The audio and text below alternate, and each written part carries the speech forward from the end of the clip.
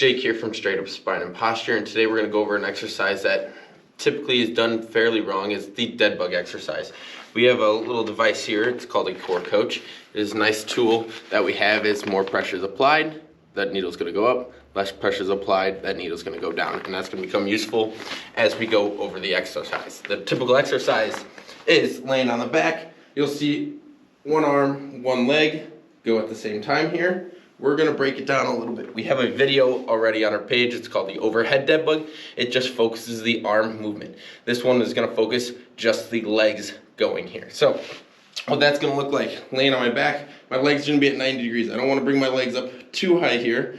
I want to keep it at 90 degrees, keep my core nice and tight, exhale, lock it in place, and that's how it's going to hold the entire exercise here. I'm going to slowly extend one leg as far as I can without extending my back. I'm going to bring that leg back in just as slow as I did extend it. Bring it back in is just as important. We don't want to go out and throw it back in, bring it back in. We want to have that control the entire time.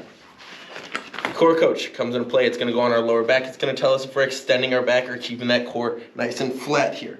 So as we're doing this, I can keep an eye. It's going to be a nice visual for myself as where to keep that coach. And I'm going to keep it as I press out and bring it back in. Again, I'm going to make sure that needle stays in that same spot the entire time as I bring it out and back in.